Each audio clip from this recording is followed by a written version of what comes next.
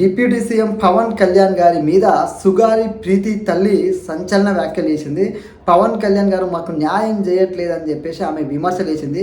పవన్ కళ్యాణ్ గారు మరి ఆ తల్లి కోసం నిలబడకపోతే ఈ రోజున ఆ తల్లికి జరిగిన అన్యాయం యావత్ ప్రపంచానికి తెలిసేదా అనేది కూడా ఒకసారి ఆలోచించుకోవాలి. ఎందుకంటే 2017లో ఇష్యూ జరిగితే అప్పుడు టీడీపీ గవర్నమెంట్ ఉంది, 2019లో వైసీపీ గవర్నమెంట్ ఉంది. పవన్ కళ్యాణ్ గారి దృష్టికి 2020లో వచ్చింది. రాగానే ఆ తల్లి కోసం బహిరంగ సభ పెట్టి యావత్ ప్రపంచానికి సుగాలి ప్రీతి అనే ఒక ఆడబిడ్డకు ఇంత అన్యాయం జరిగిందని తెలిసేలాగానైతే పవన్ కళ్యాణ్ గారే చేసిండు. ఇలా ఎవరు అవునన్నా కాదన్నా ఇది నిజం. ఎందుకంటే ఆ తల్లిదండ్రులు కూడా ఆ రోజున చెప్పారు, అంతకుముందున్న ప్రభుత్వం ఇప్పుడున్న ప్రభుత్వం మా కోసం కొట్లాడలేదు, కనీసం మా గోడు కూడా వినలేదు. పవన్ కళ్యాణ్ గారు మా గోడు విన్నాడు, ఏకంగా మా విషయాన్ని యావత్ ప్రపంచానికి తెలిసేలాగా చేసిందని చెప్పి స్వయంగా ఆ తల్లే చెప్పింది.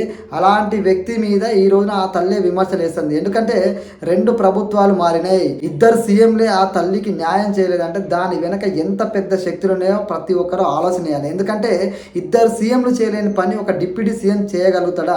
చేస్తాడు, కానీ దానికి సమయం పడుతుంది. 2 ప్రభుత్వాలు మారినా కాని పని ఒక ప్రభుత్వం వచ్చి 1 ఇయర్లోనే చేయాలంటే ఎంతవరకు కరెక్టో ఆలోచన చేయాలి. ఎందుకంటే పవన్ కళ్యాణ్ గారు అధికారంలోకి వచ్చిన తర్వాత కూడా 3 నెలలనే ఆ తల్లిదండ్రులను పిలుచుకొని మరీ వాళ్ళకు మాట ఇచ్చిండు, ఖచ్చితంగా న్యాయం చేస్తాడు. అదేవిధంగా హోంమంత్రికి ఈ విషయాన్ని వివరించిండు, అదేవిధంగా పోలీస్ డిపార్ట్మెంట్ని కూడా ఆర్డర్ చేసిండు. ఈ విషయాలన్నీ న్యాయపరంగా ఉన్నాయి, ఒక్క రోజులో జరిగేది కాదు. ఎందుకంటే 2 ప్రభుత్వాలు 2 ముఖ్యమంత్రులే చేయలేని పనిని పవన్ కళ్యాణ్ గారు ఒక సంవత్సరంలో చేస్తాడని ఏ విధంగా మనం భావిస్తామో ఆలోచించాలి. ఎందుకంటే చట్టం అనేది తన పని దాన్ని చేసుకుంటూ పోతుంది, ఎంత సమయం పడుతుంది. ఒక కేసు అనేది పెద్ద ఇష్యూ. మళ్ళీ ఇప్పటిదాకా ఏ రాజకీయ నాయకుడైనా ఆ తల్లికి న్యాయం చేస్తామని చెప్పేసి అండగా నిలబడ్డా, కనీసం ఆ విషయం మీద స్పందించిందా అనేది ఒక ఆలోచన చేయాలి. కేవలం పవన్ కళ్యాణ్ గారు మాత్రమే రోడ్డు మీదకి వచ్చి ఆ తల్లి కోసం 2 లక్షల మందితోటి సభ పెట్టి న్యాయం జరగాలని కొట్లాడిండు. ఈ రోజులల్లా ఎవరైతే మంచి చేద్దామని కొట్లాడతాడో, అండగా నిలబడతాడో వాళ్ళ మీదనే రాళ్ళు పడతాయి, విమర్శలు వస్తాయి అనడానికి ఇంతకు మించిన ఉదాహరణ అయితే లేదు. ఎందుకంటే ఏ రాజకీయ నాయకుడు ఆ విషయం గురించి మాట్లాడు, ఎవరు ఆ తల్లి గోడు వినరు, విన్న వ్యక్తి మీదనే విమర్శలు పడతాయి అనడానికి ఇంతకు మించిన అది లేదు. ఎందుకంటే ఆయన దృష్టికి 2017లో జరిగితే 2020లో ఆయన దృష్టికి వస్తే 3 సంవత్సరాల తర్వాత వచ్చినా కూడా ఆ తల్లికి అండగా నిలబడ్డాడు. అధికారంలోకి వచ్చిన 1 ఇయర్లోనే ఆ తల్లిని పిలిచి 3 నెలలనే ఆ తల్లిని పిలిచి ఆ కుటుంబాన్ని పిలిచి మేము అండగా ఉంటా అని చెప్పి మాట ఇచ్చిండు.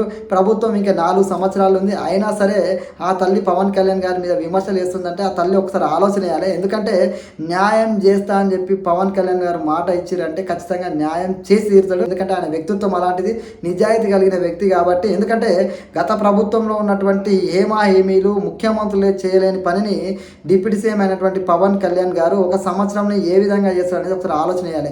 ఒక సంవత్సరంలోనే చేయడు అని చెప్పి డిసైడ్ అవ్వడం ఎంతవరకు కరెక్ట్ అనేది కూడా ఆలోచన చేయాలి. ఒక్కటి గుర్తుపెట్టుకోవాలి, నిజంగా ఈ రోజులలో మంచి కోసం నిలబడాలంటే ధైర్యం ఉండాలి, అది విమర్శలు పడడానికి కూడా సిద్ధంగా ఉండాలి. అనేలాగా ఇప్పుడు ఈ రోజు జరుగుతున్న సంఘటన చూస్తే అర్థమవుతుంది. ఖచ్చితంగా 600 పవన్ కళ్యాణ్ గారు న్యాయం చేస్తాడు అని నేనైతే భావిస్తున్నా. ఎందుకంటే పవన్ కళ్యాణ్ గారు కూడా స్పందించడం జరిగింది.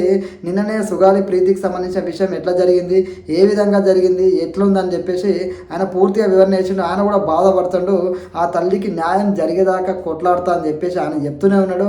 ఆయన ఆ తల్లిదండ్రులను కలిసినాను, మాట ఇచ్చినాను, వాళ్ళకు కావాల్సిన అన్ని నేను ఏర్పాటు చేసినాను, నేను ఆమె కోసం నిలబడ్డా, పోరాటం చేసినా, ఇప్పుడు కూడా న్యాయం చేస్తా అని చెప్తున్నా. అయినా సరే వాళ్ళందరినీ వదిలేసి, ఎందుకంటే గత ముఖ్యమంత్రులను విమర్శించారు, గత పాలకులను విమర్శించారు, గత పాలకులను క్వశ్చన్ కూడా వేయరు, కానీ ఏదైతే న్యాయం చేస్తా నిలబడ్డ నా మీద ఇన్ని నిందలా, అసలు ఏం తప్పు చేసినా నేను వాళ్ళ కోసం కొట్లాడుతా అని చెప్పినా, వాళ్ళ కోసం నేను పోరాటం చేయడమే తప్ప అని చెప్పేసి పవన్ కళ్యాణ్ గారు అయితే ఆవేదనను వ్యక్తం చేశారు. నిజంగా మంచి చేద్దామని వచ్చి ముందుకు వచ్చిన వ్యక్తి మీద విమర్శలు చేస్తుంటే ఎంత బాధ అనిపిస్తుంది. గతంలో ఉన్న నాయకులను ఎందుకు విమర్శ చేయరు, గతంలో ఉన్న నాయకులను ఎందుకు ప్రశ్నించరు, కేవలం పవన్ కళ్యాణ్ గారిని ఎందుకు ప్రశ్నిస్తారు అని చెప్పి పవన్ కళ్యాణ్ గారు, మనం ఏంటంటే మెత్తగా ఉంటాం కాబట్టి వాళ్ళని క్వశ్చన్ చేసినా, వాళ్ళని ఇబ్బంది పెట్టినా, వాళ్ళ ఇంటి మీకు వచ్చి దాడి చేసే విధంగా వాళ్ళ యొక్క ఆలోచన ఉంటుంది. అలా వాళ్ళు బిహేవ్ చేస్తారు కాబట్టి వాళ్ళని ఏమన్నారు, మనం ప్రజాస్వామ్యబద్ధంగా ఉండము, మనం ప్రజలకు గౌరవం ఇచ్చే విధంగా ఉన్నాం, ప్రజల కోసం కొట్లాడే విధంగా ఉన్నాం, ముఖ్యంగా మెత్తగా ఉన్నాం కాబట్టి మన మీదనే విమర్శలు వస్తాయి, మన మీదనే రాళ్ళు పడతాయి. మంచి చేద్దామని చూస్తే ఇలాంటి నిందలు పడాల్సిన పరిస్థితికి వచ్చినామని చెప్పి పవన్ కళ్యాణ్ గారు మెసేజ్ అయితే స్పష్టంగా ఇవ్వడం జరిగింది. నిజంగా బాధాకరం. కొట్లాడినోడి మీదనే నిందల, కొట్లాడి మీదనే విమర్శలు అనేది అసలు ఆలోచన చేయాలి. సమాజం ఏ విధంగా ఉంది అని మనం ఒకసారి ఆలోచన చేయాలి. ఎందుకంటే పవన్ కళ్యాణ్ ఒక్కడే రాజకీయ నాయకుడు కాదు, ఇంకా పెద్ద పెద్ద నాయకులు ఉన్నారు పవన్ కళ్యాణ్ గారి కంటే. వాళ్ళను కూడా ఇదే విధంగా ప్రశ్నించి ఒత్తిడి చేస్తే వాళ్ళు నిజంగా పవన్ కళ్యాణ్ లాగా కొట్లాడతారా, ఆ బిడ్డకు న్యాయం జరగాలని నిలబడతారా అనేది తెలుస్తుంది. అంతేగాని కేవలం పవన్ కళ్యాణ్ గారిని విమర్శించడం అనేది తగదు.